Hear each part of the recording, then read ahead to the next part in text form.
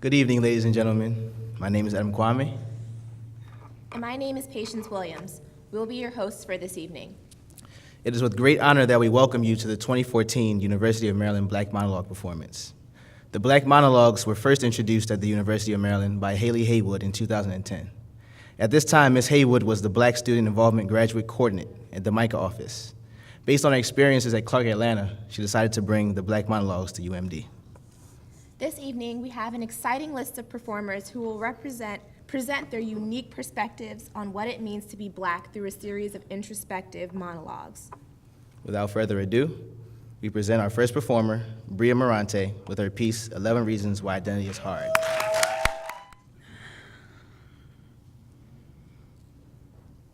One, if I could, I would fluff these curls until they formed a most majestic fro. Earthy, wholesome, I would settle down in it, let it do all the explaining that my skin alone cannot. Two, no way I will ever be able to do that. I made a mental note, lather and rinse that dream right out of these curls tonight. In a few days, I will have to repeat. Identity is an uphill battle. Co-wash, comb out, co-wash, comb out, still no Afro perfection to solidify my place among queens. Settle on nothing wrong with limp and loose. 3, loving what I've got because I've still got history. Long time ago, put away the patchwork idolization of white women I will never look like. Some nights I scribble on my fogged up mirror, beautiful, dripping down my forehead. Sturdy across my hips, healthy down my left thigh, home, my right, history all down the middle. 4, when I was little, I had hair so straight, barrettes would slide out as if trying to escape the traces of oppression left locking down these half-white roots. My Black queen grandmama used baby oil and a tough grip on my tender braids. Old school, she loved the light skin, called me cinnamon girl, but she hated its origin. 5, puberty pushed the heritage from these roots, something like a revolution of the soul, the bounce into this behind, the thick into these thighs, despite my sweet mama's low-fat cooking and daily exercise. The little boys called me fat, and the little girls made fun of my pant size. 6, the white kids realized I'm Black. 7, that one boy said he would date me if I wasn't. 8, they thought Oreo was an adjective they had invented, and oh my God, was it funny. 9, for a long time, I bought into being the token Black girl until I realized that friendships do not require a racial quota. 10, I got tired of the questions after the first one. Innocent, can I touch your hair? Innocent, what are you? Innocent, Bria, what are naps? Innocent, why don't you act Black? Innocent, but I don't get it. If you can say the N-word, why can't I? Innocent, one time, I hooked up with a Black girl, like fully Black. Bria, you're mixed, right? Are your nipples pink or brown? 11, identity is an uphill battle. A constant vocabulary lesson, a test of my hearing. Wait, did you really just ask me that? A little Black book full of carefully crafted comebacks for not racist white people who feel comfortable making racist jokes because they don't even have to say it anymore. Bria is the whitest Black girl they've ever met. Jokes to which I head up, shoulders back, reply, I don't get it. Can you explain? Identity is an uphill battle. It is not a running gag, not a welcome mat for your ignorant questions. It is my fogged up mirror. It is my Afro dreams. It is my white mama's revolutionary love, my black father's misplaced rage, fallen barrettes, and baby oil braids. It is a tender, misunderstood thing, an uphill battle. A whole lot of history. And it took me a long time to get here.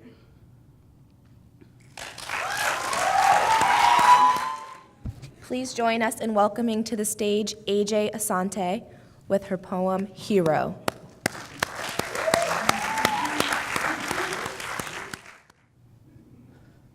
We all know the name, strong black woman. In fact, the strong black woman, for it is a title, a decree, an announcement that a queen is in your midst. Superwoman, we call her. Superwoman can do it all. She can raise a family on her shoulders, work back-to-back shifts in her sleep, make the dreams of others a reality simply by the sheer force of her will in being awake. Superwoman can have it all. Go-getting, ball-busting, childbearing, child-raising, God-fearing, all-fearless, love-giving, love-chasing, love-missing, Superwoman. Unlike her caped counterpart, Superwoman has no kryptonite. She has no weaknesses. She has no Achilles heel because she does not do Greek tragedies.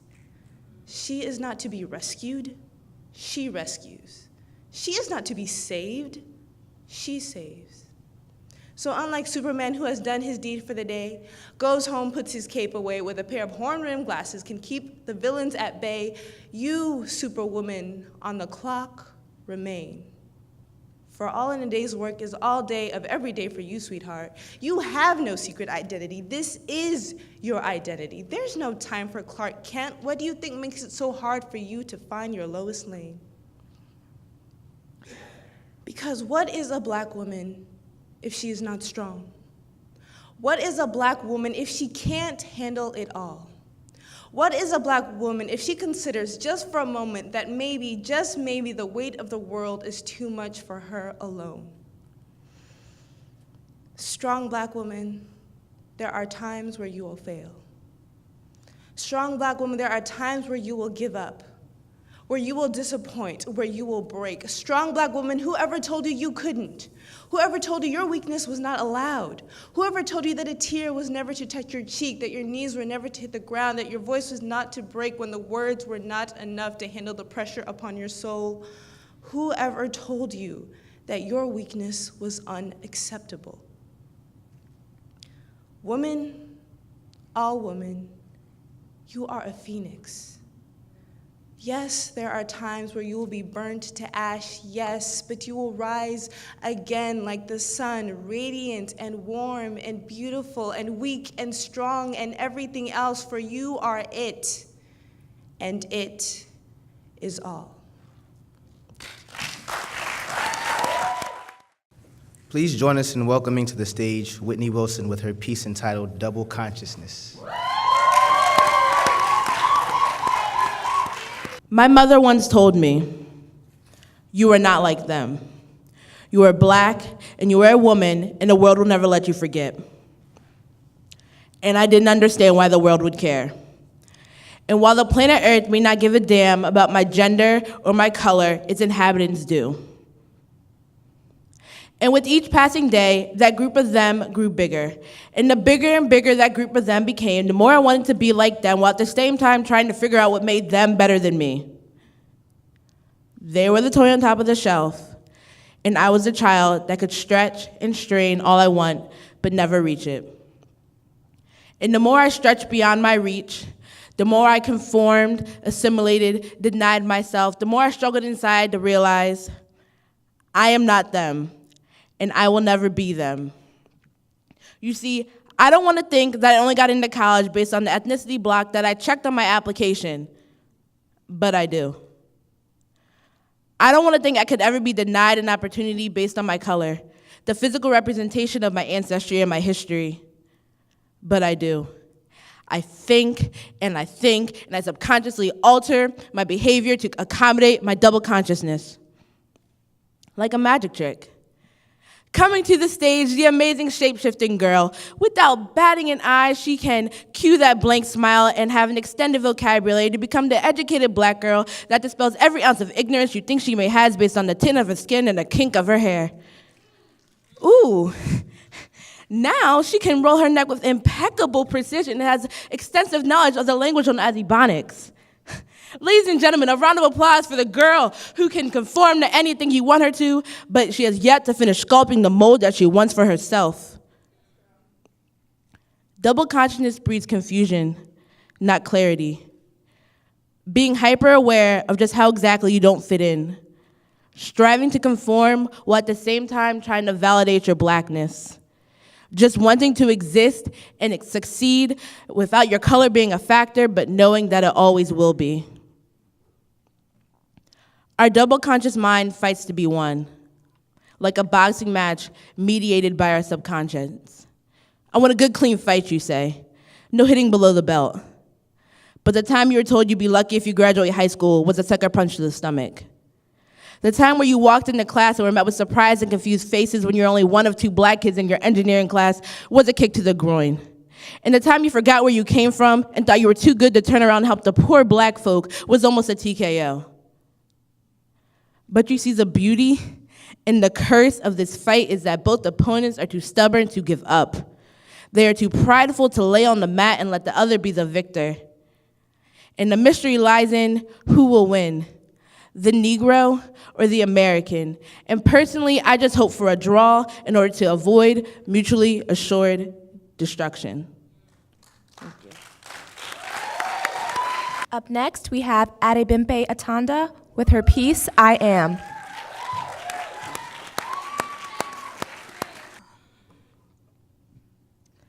I am a little black girl who sits agitated by the sink as you perform chemistry that should only safely occur under a fume hood.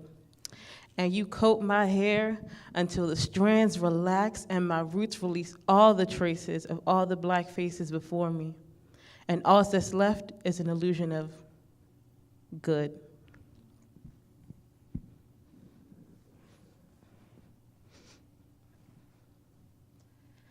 I am a black teen girl growing up in a world where everything from the way I wear my hair to the makeup on my face becomes a topic of late-night Twitter conversations filled with disparaging contentions never quite good enough. Demons, self-doubt, and self-hate hidden behind silenced lips and switching hips. My beauty so cleverly disguised, my nose, which I so desperately despise, which you say comes from queens, but peasants is all I see reflected. I can never be great. Just good, that's what they tell me. But just good's just great when just good's all that's expected.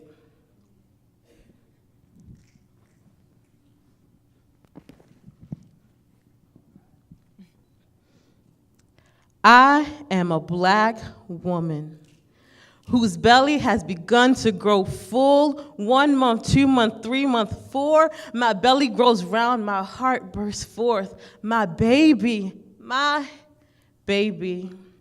See, my child with hair like mine's, nose just perfect for kisses. Maybe I'll have a girl, clouds of curls, wild like her thoughts, so beautiful to me, so ugly to her. She'll grow up smart and strong.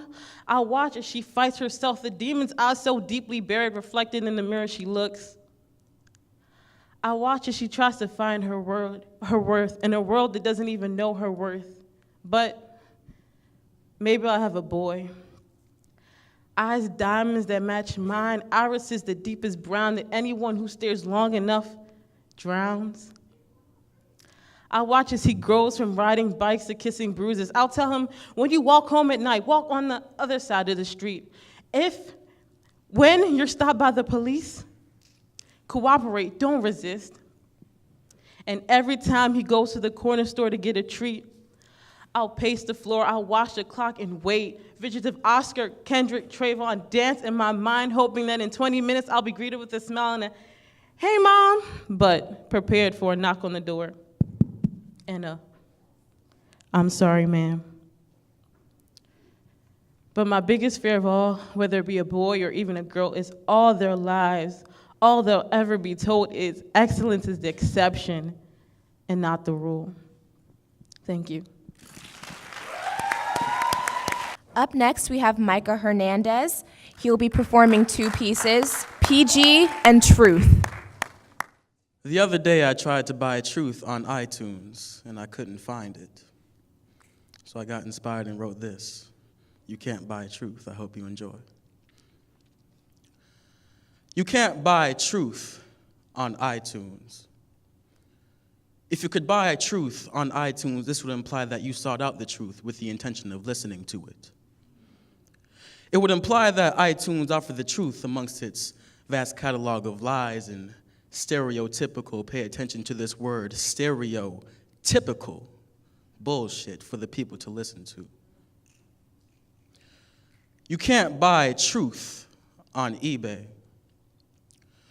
If you could buy truth on eBay, this would imply that the truth had a value that people not only acknowledged, but would pay for, bid for, and outbid other individuals in an attempt to come close to its actual value, which in itself is futile because truth is priceless. You can't buy truth wholesaling Costco or BJ's.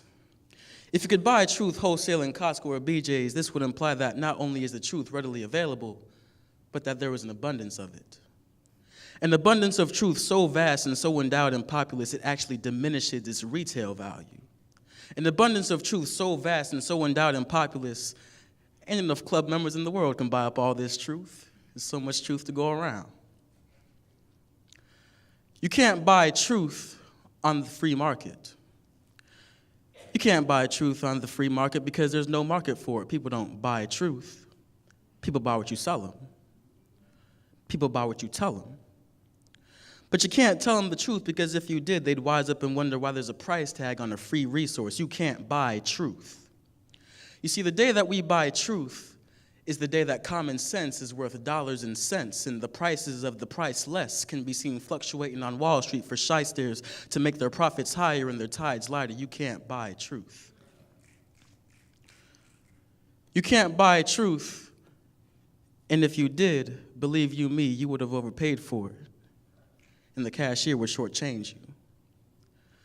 You can't buy truth because by the time that truth hits the shelves on your local retail establishment, it would have been cut with so many adulterants, you wouldn't be able to distinguish it from a lie. You can't buy truth.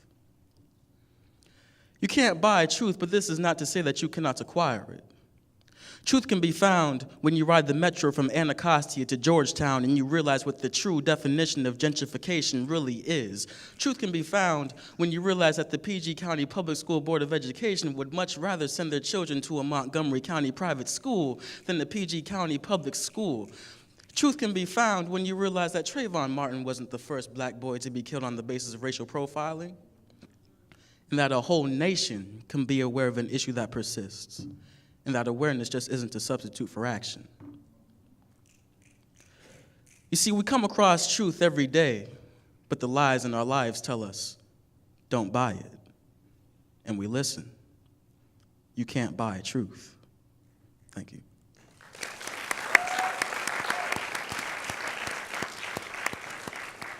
PG. PG County counterculture. The murder count of students is climbing. Crime is even taller. Penitentiary slavery, punishment, our will is tortured, forcing sons and daughters to kill each other. We're the black sheep. Our lambs are to the slaughter. Take this weapon, put it in your hand, and kill your brother. Now take this powder, cook it in a pot, and let it bubble. See your money double, nigga. Let your people struggle. Die for the neighborhood that you're killing. Blame it on the governor. Highest population of Americans with skin of color. Lucky for the white man, we don't even love each other. They ain't even gotta kill us. They put us amongst another, never once worrying that we will rise and stand together. Guess the next time we'll have another brother in the house. Before or after another brother dies because of stand your ground. Your guess is as good as mine. Black on black ain't even crime. That's just niggas killing niggas. Reagan was a mastermind. A whole generation raised off of drugs and hatred, growing up anticipating death or incarceration. Money is the root of evil. Why we treat it like salvation? For the sake of paper chasing, capitalism runs our nation. Gentrification making living in the hood expensive. Living in the suburbs. I know my neighbor wish he could arrest me. I use my mind as a weapon, punch the sky for my brethren, invest my time in progression, refuse to die in this recession. If I can't start a revolution, I'm gonna raise awareness. Honor roll students are being buried before their parents. Bullied children are shooting up the school because no one's caring. And people blame it on the games they playing and the clothes they wearing. The price of life is going up, the value is deflating. Ain't no guarantee I'll live to see my college graduation. That's no exaggeration. Look at my generation. This is a situation that us 90s kids are facing. Half of all our parents are faceless or incarcerated, and the US has more prisoners than any other nation. Product of what lies around me. Take a look at our surroundings. 30 minutes from the White House, living here in PG County. Please join us in welcoming to the stage Reese Hall with two pieces, Who Am I, Part 1 and Part 2.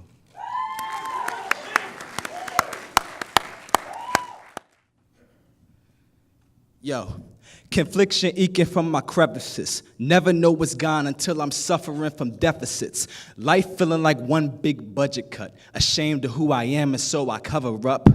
Booking the honeys, I put up a front. Not trying to embattle the shortcomings of my nature. Staring right into that mirror as I'm screaming out, I hate you. Cause everything is perfect when you're worth it. But when them feelings getting terse and then a burp, you wonder who this demon is. Did I birth it? I'm everything I thought I wanted to be. Not corrupted by temptation. Kids is calling me your leader, you see. My desires seem to juxtapose my goals and shit. Pondering if I should counterfeit or whether it fits one of those things that I left to the side. I try to hide my confidence. It slowly starts to deride. All of my pride is built upon the fact that Reese, you see, he ain't another guy.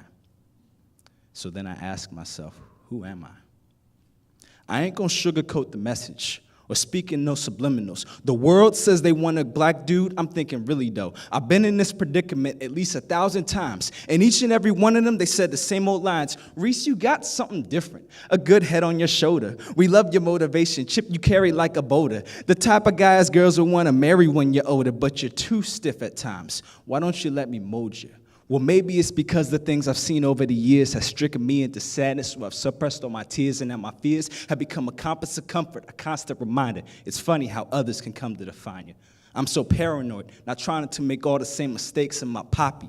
I miss that on so many things it takes to become complete, like a little deviance. It's great. I'm tired of keeping up this image. I think I need a break. I want to make a change, but is it a will or can I do it? Sometimes I want to be a different man, but this is not me, you know? I think I finally understand. But how else can I change when this is who I am?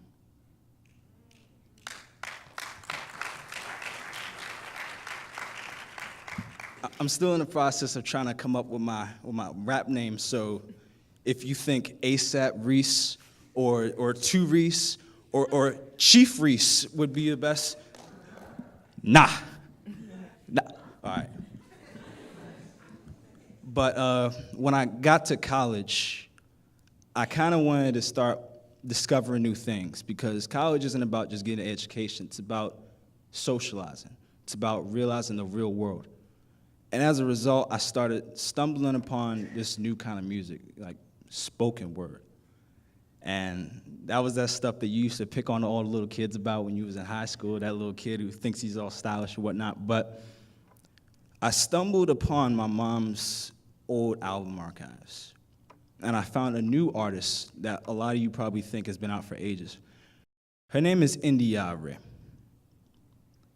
This is the remix of Who Am I? I'm not stripping, by the way.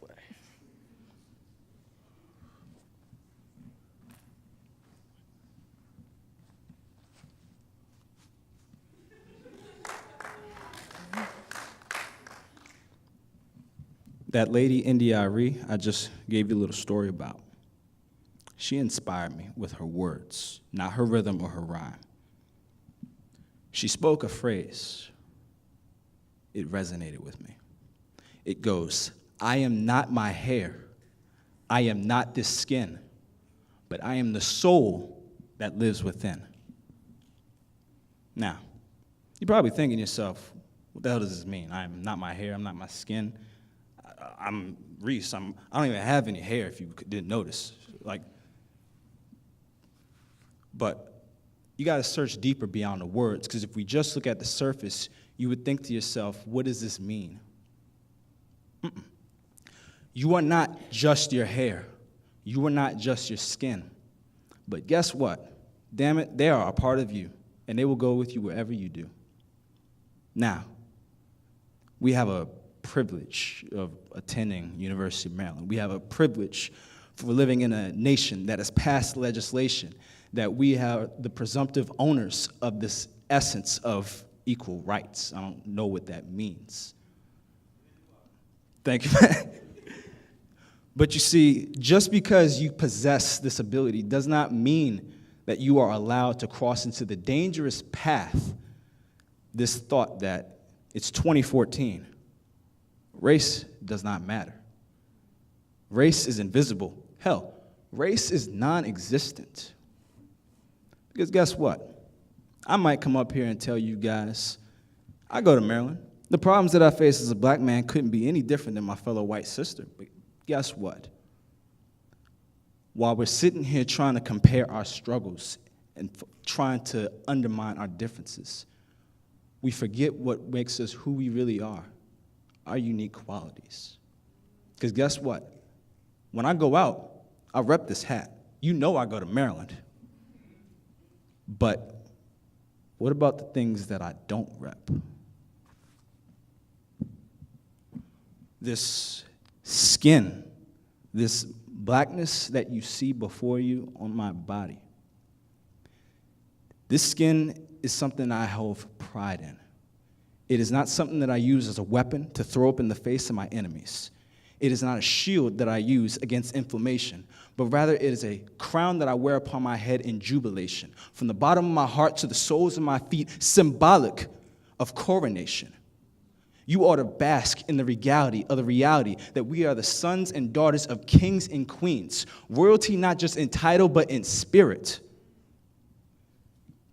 But you see, we don't claim that. I am not my ancestors. I mean, look at me. Do I look like some King Shaka Zulu from the middle of Africa? No.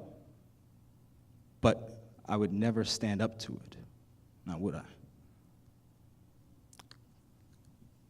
Blackness is not something that you can just be born with. It's something you gotta claim.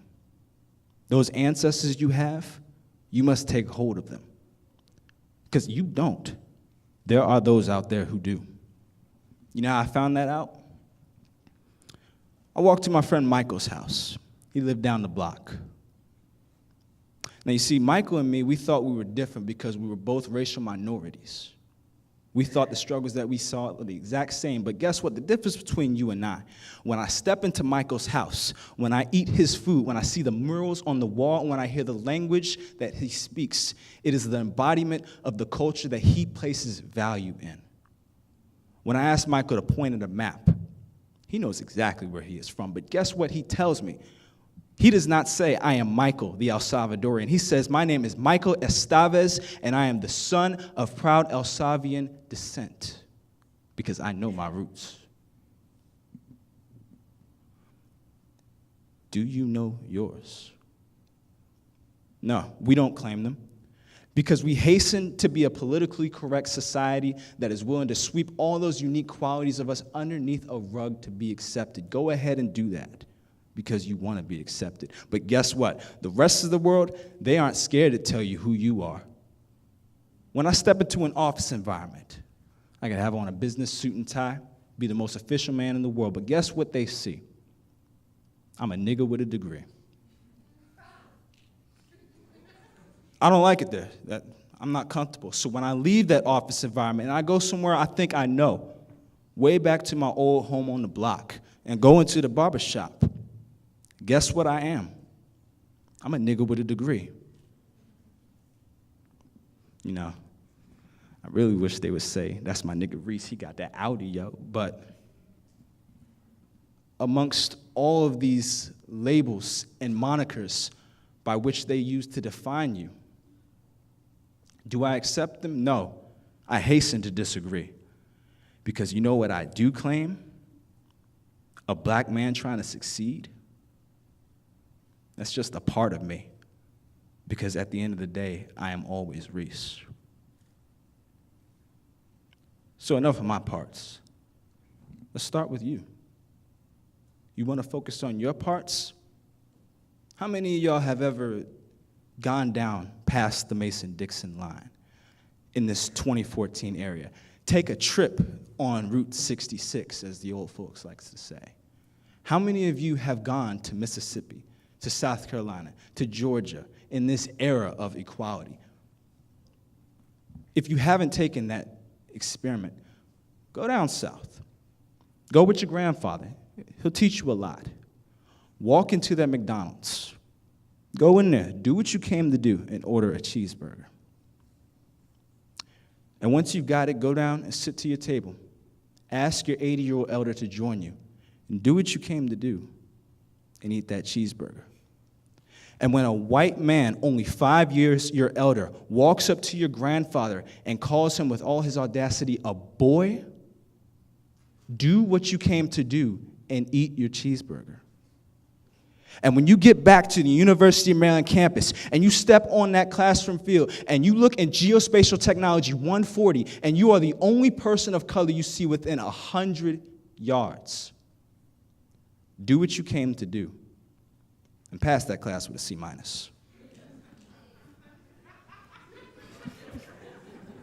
True story, y'all.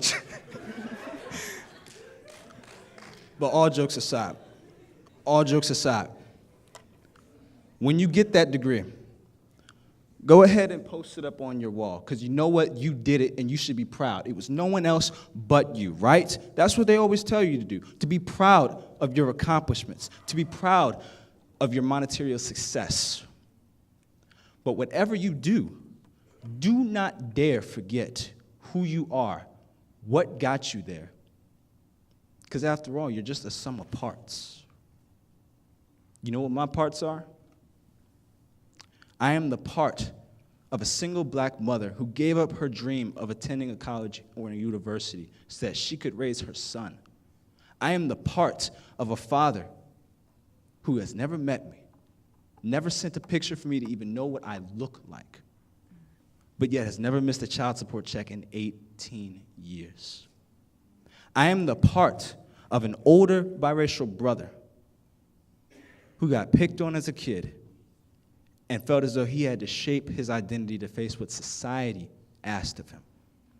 So as a result, he's gone through so many split personalities, I don't even know who the man is anymore.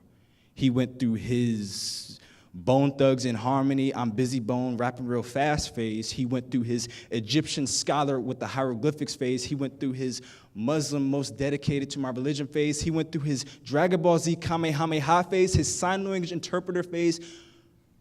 Amidst all of these different identities, who he was and who he is on the inside remain the same. So you ask him who he is, he will tell you.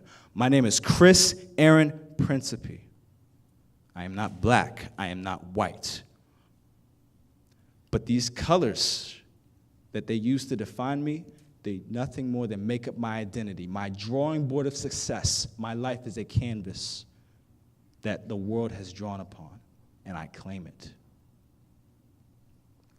So you ask, you got this brother, you got this mother, you got this father. Well, who is Reese? I'll tell you.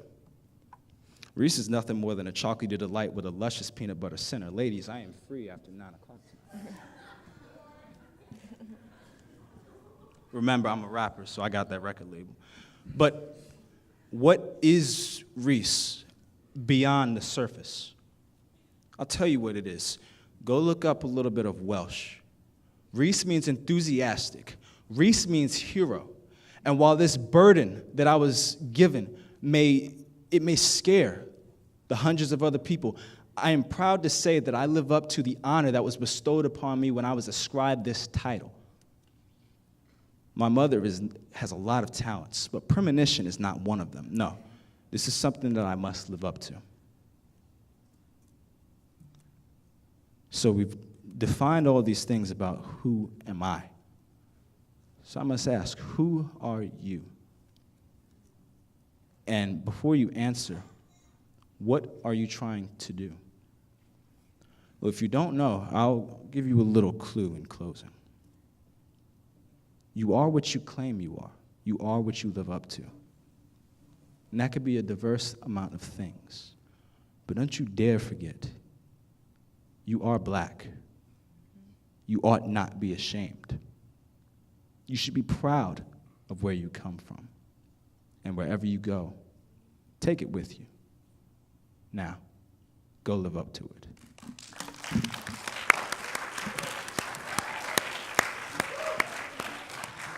I'm not a rapper anymore. Up next, we have Kosi Dunn with his piece, How I Got Over.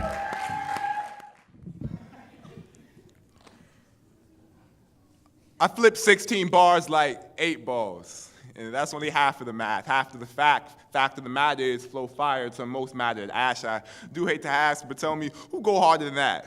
Hard as a harvest by the hungry, or heard a bull charge in the glass and still it's intact off the strength of these raps. I rip, I spit like, if honest enough, maybe the sky might split. I spit, hoping if honest enough, maybe the sky might split. See, I came to hip hop like most middle class black boys, black holed up in suburbia. Lupe Fiasco, of course, were you expecting most? Fife, the Black Album. 1, I was a child. 2 shade of gray. 2 silver spoon in mouth. Now, times weren't easy, but they were better off than most, so let's just say I identify with Coast, with kick push and daydreams and wooden skateboards. You know, another brown thing like me, fashioned from white privilege. It started in the Chi, right?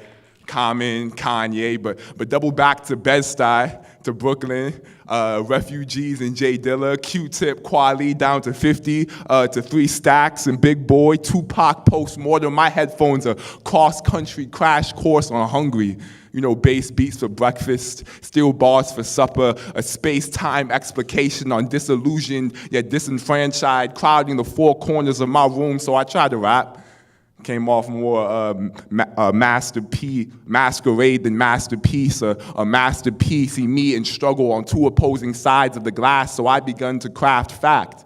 To sample my truth with a little more punch, you know, still quotes from Biggie, just to sound a little more black, all of it to be black enough. Me, a mosaic mixtape of a minstrel show, tap dancing on the blood blacks built these beats on before I got here, so dear hip-hop, if you do indeed hang dead like I've been told, let it not be by tree, but by cross, by sidewalk chalk outline of what may or may not be broke or broken enough to believe in you. Let me be Pharisee, playing dice with your flesh-ridden robe like it's the only life left in you, dear hip-hop.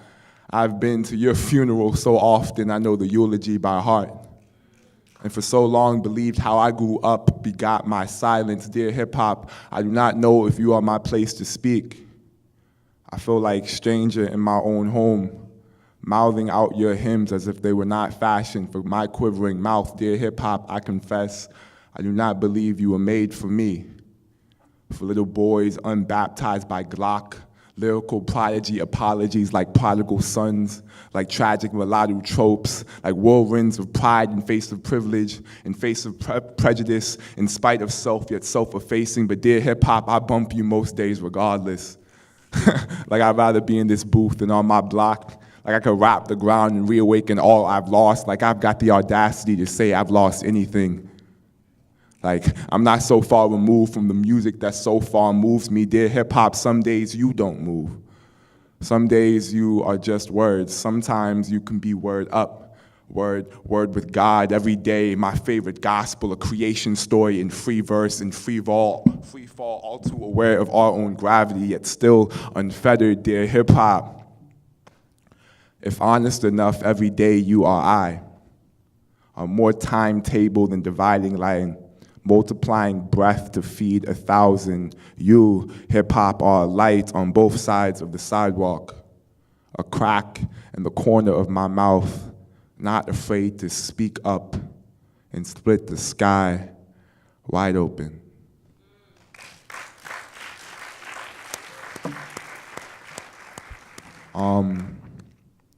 Yeah, my name is Kosi. This next piece is dedicated to every boy, everyone who's felt fear, like tasted it on your mouth, felt it in your gut, for like late nights walking home alone. I am a threat, they say. The darkest rock forged from the hardest of places, the most resilient of past, so my people smile, beat their feet and dance for their unmakers, the ones who harbor fertile soil, skin, and limitless potential in chains. I am threatening. They say suspect, misfit, must fit description, brown skin, colored boy, black boy, Emmett Till, Trayvon Martin, Jordan Davis, niggas, threaten them, they say, and perhaps they're right. Perhaps the white lady should have walked a little quicker as I came close. Perhaps I should have prayed a little louder before turning up my radio, before sneaking out for midnight snacks, before they stood their ground and stopped my sky. See, I am no threat, I'm just a black boy. Just another speck of dirt on the road to most, just kinky hair and 1,000 wishes spitting magma from the mountains in my throat. They're trying to silence stuff like us. This is genocide. Jenna 6 with a full clip as full barrels blast little black boys, cap little monkeys and little barrel caskets. It's sickening how still we stand on soil where soiled men can't stand to see us still standing, so stand. Stand tall. Stand tall and hold your ground. Stand tall and hold him, mothers. See your son for the last time. Stand for the last time, sons, before their bullets blacken your son, because our sons be too black to shine, too low to stand, so they stand their ground. Sinister statues, shadows of men run amok, cursed hands stained with blood. I hope they drown in the sea of me. The sea of fire siphoned from the earth I be. The day they say I'm too black to see, but can they really stand their ground if the ground is me? Black boy, an earthquake, magma erupting, siphoned from the hardest of places. Matter of fact, there is no threat more godly. Stand your grounds and be gods with me. Stand your ground before it's stepped on, crushed under an unjust law, a feeble stone steeled by fear. They must have made of us a stomping ground to distract the diamonds we're becoming. Ain't it earth-shattering? The chaos hate can cause when sniping on the shoulders of us giants. Please join us in welcoming to the stage O Slice. She'll be performing 2 poems, Lost Souls and Payless. We ain't the richest, but we getting by. By no means is our paper touching the sky. Disguised as middle class living, a family, husband, wife, 3 children. Ain't this the American dream? Meddling with Benjamins, the big money schemes. Now the evidence is telling us it ain't what it seems. You get a car note, a mortgage, and less of the green. Where are the streets paved of gold? You know the sweet tales you're told when you're anticipating migrating. They never tell you about the migraines that your mind gains when the bills pile up in this great nation. And don't you think it's funny, the way they say that money makes the world go round, round, round? Well, can I ask this? Will it pause on its axis? Cause the economy's going down, down, down. But the kids don't understand. They just don't get it. It's less about the fun and the games and more about the debt and your credit. But mommy, I don't want to wear these shoes from Payless no more. The other kids laughing at me. So she's hurt, cause although times are hard, she just wants to make us happy.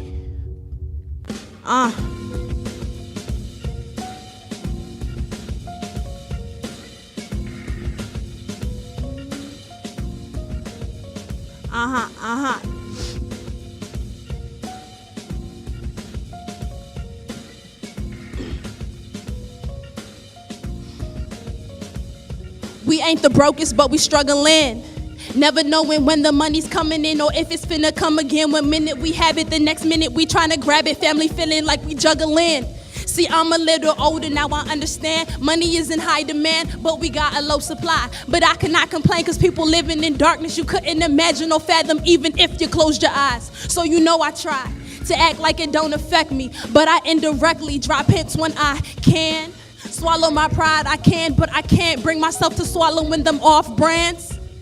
That off-brand cereal, that off-brand juice, they ain't taste bad, but they just felt like proof. And that's what you despise when you deny the truth. So I despise that for all my youth, but now I got my first job and I'm making stacks. Got a little money, don't know how to act. I'm feeling like Chris Brown in the mall, picking from wall to wall. Excuse me, miss, can you give me that? $150 for some shoes? Man, what I gotta lose?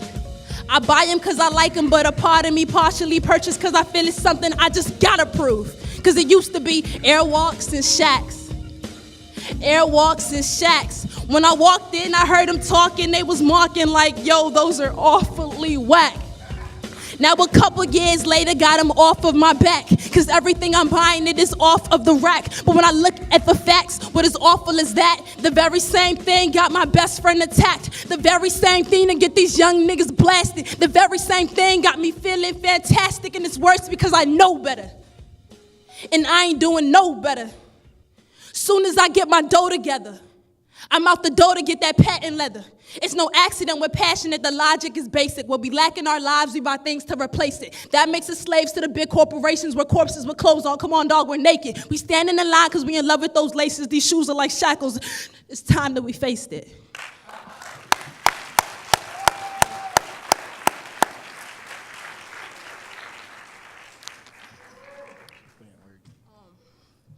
My second poem is a continuation, and it's dedicated to my best friend. They'll trade your soul for these souls when swag is the goal. Fresh to death has a whole new meaning. They'll check the checks on these checks. They'll check the checks on your souls when you're on your way home, walking alone that sad, dark evening. Please be careful, my brother. Please be careful, my son. Because them niggas is reckless. Because them niggas got guns. They'll trade your soul for these souls when swag is the goal. Fresh to death has a whole new meaning.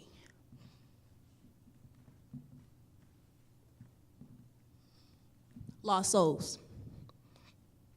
Tavon was only 19 years old, a real good kid with a heart made of gold.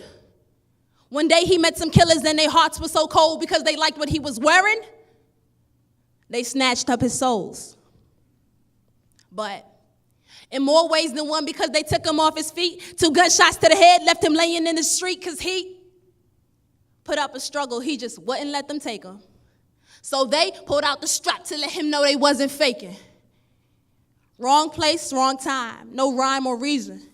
Just the fact that he had the latest shoes of the season. Now another life is gone, people dying over foolishness. This happens every day, so feds don't want nothing to do with it. Fascination for phones got fools fighting ferociously, people getting murdered, and we ain't even in the coldest streets.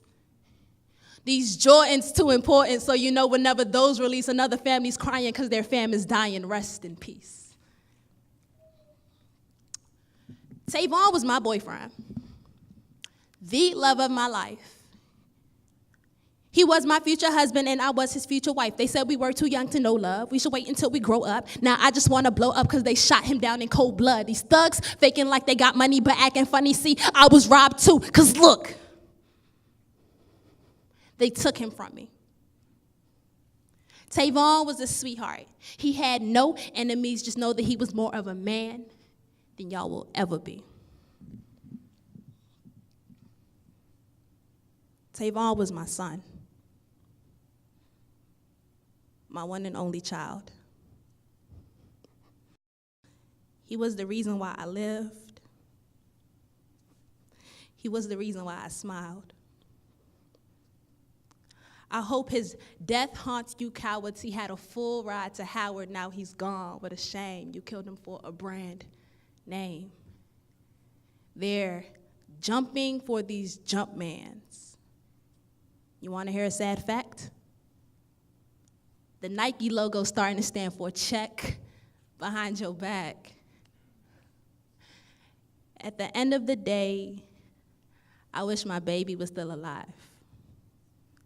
But y'all have proved to me his life was only worth a size 9. Thank you. Last but certainly not least, please join us in welcoming to the stage Abisola Cosimo. She'll be performing 2 pieces, 130 and red squiggly lines.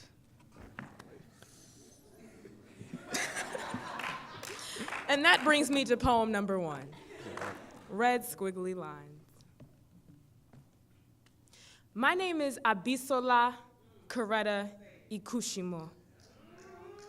But just to keep it simple, you can call me Abisola Coretta Cosimo, and this poem is for everyone with the foreign juxtaposition of letters from the alphabet in their names. Dear red squiggle under my name. Y'all seen it before. I assure you that Abisola Cosimo is not spelled incorrectly. However, I cannot fault you for falling under the common assimilating assumption that I meant to spell abyssal, okay, Simon. In Nigeria, parents select the names of their children very carefully. Some, because they know their daughters will grow up big and strong. Others, because even within a mile's radius, they want everyone to know exactly which tribe she comes from. And the many, because we carry our ancestors on our back like me. Abisola means born into wealth. Ikushimo translates to death does not know me. I am neck deep in Nigerian culture and 6 feet under in American curses. See, I used to think that I was blessed with a seemingly easy 4 syllables, but apparently even that is an alphabet spoonful too many. For the South Campus diner stir-fry order up, I'm sorry, whose food is this? For the night ride Annapolis Hall to an engineering building, single passenger, can you spell that? For every single first-time encounter with every single student in one of my classes. I'm sorry, what'd you say your name was again?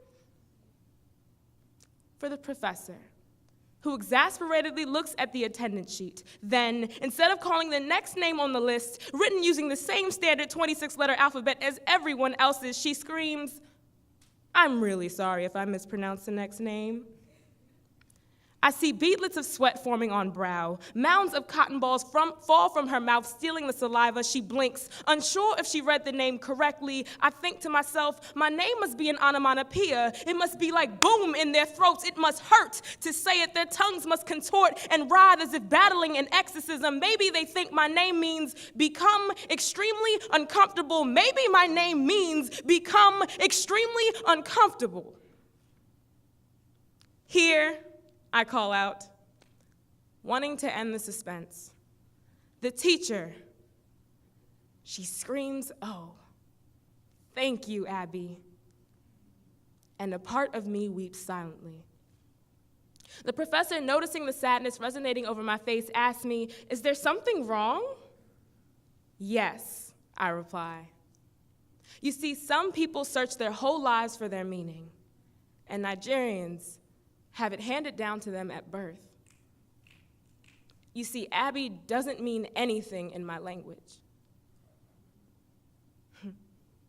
Did you hear the middle name? Coretta. I'm destined to marry a king, practically engaged with or without a ring. My name is a complete sentence. I am born into wealth, destined to marry a king because death does not know me. I cannot allow the world to continue to bastardize Abisola into a name more palatable for their appetites. You will trip and stumble on every goddamn syllable like a child, innocent, clinging to the wall for the first time in an effort to walk, and I, the loving parent, will soothe you and tell you that you are doing a good job. Red squiggle. I thought I told you to fuck off. Don't you belong on a tampon somewhere? Do you even understand the strength of the people that you're dealing with? Try this. Microsoft Word, Word Perfect, Note, Notepad, AOL, Hotmail, Gmail, YouTube, Google, Bing, Bing, Bing, iPhone, Android, Nokia, Samsung, Galaxy, I don't care where you from. Instead of trying to fit your dictionaries into our names, why don't you just fit our names into your dictionaries? And finally give them a home that they have always deserved. Sincerely, a very frustrated, abyssal, okay, Simon. Thank you. Okay. Cool. Thank you. So that's poem number 1. Okay, so this is like a question I'm posing to the audience. By a round of applause, because I can't see any of you. How many people had their mom or dad do their hair growing up as a child? Okay. All right. Good amount of you. Okay, how many people were set up by this experience? Okay, excellent. This poem is for us, okay? Okay, yes. This is all based on a true story. Yeah.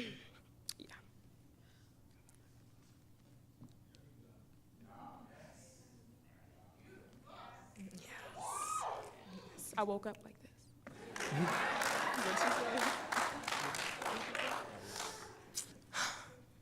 My mom used to braid my hair at 1:30. No, not the time. At 1:30, like 10 to 15 degrees northeast and 180 degrees south, 4th grade boys would call me Yugioh. They tease me by asking, do you believe in the heart of the cards? But I never had any hearts in my cards, just etched on sleeves because my hands always left me feeling like I had been clubbed with spades as fellow kings and queens told me that without beauty, I wasn't worth jack. So from grades 2 through 10, I began to be known as a girl who aces all of her exams and loves to make everyone in the class laugh at herself. But no one wanted to date the joker with skin like carbon, and all along I wanted to tell her that that's how nature makes its diamonds. See, my mom used to braid my hair at 1:30 until I saved up at 1:03 to leave my hair looking outstretched like 9:15. When you're off work, chilling at home, scrolling through the TV, trying to find something that's on, but it looked a little more like 8:40 around the time I arrived at Spit That. And now I'm old enough to spit that. Wish I could spit back at every scoff I heard in elementary school and tell little Yugi that she was the most treasured monster of all. I will tell her, do not always fall in love in defense mode. It's okay to be vulnerable, displaying your trap cards face up. Leave the house with no makeup, because something tells me those boys never really grew up. So foolish, now they all trying to flock to your shows. You don't even look like Yu-Gi-Oh! You're more of a curly-haired Pegasus with Niger swagger, dash of Cleopatra, a hint of Aphrodite, and a touch of humble. If they can still only see you as this actress, then go ahead and practice in their colloquialisms. Tell them it's time to do. And your name is now Giza. You are a Super Saiyan. Power up and release your Hadouken. Now wait, I realize I've mixed Dragon Ball Z and Street Fighters, but I have a poetic license, and in my hood, you aren't even legal yet. Oh, did that hurt? My rhymes ain't even get lethal yet. Oh, I'm the shit. I haven't even begun to get fecal yet. While you try to devastate, I tell you I am devastation. You are always beneath me. You are just my defecation. I'm just spitting the truth. You can drop the suit for defamation. It's about 1:15, shouldn't you be hitting the PlayStation? Because you'll never get to see my horizons. You couldn't make it into my network with 5 different contracts for Verizon. Like, can you hear me now? Good. You see, it's because of you that I used to pray for 2:45 p.m. bells signaling the end of my hell like I was a dove with broken wings in the heart of a 787 Dreamliner engine that always seems to crash. Don't you understand? I was always forced to grow up much faster than I should have. But I'm the same woman with the same skin and the same hair that always gets done at 1:30. And you know what? You know what? Do you know what? I never realized that was always the right time.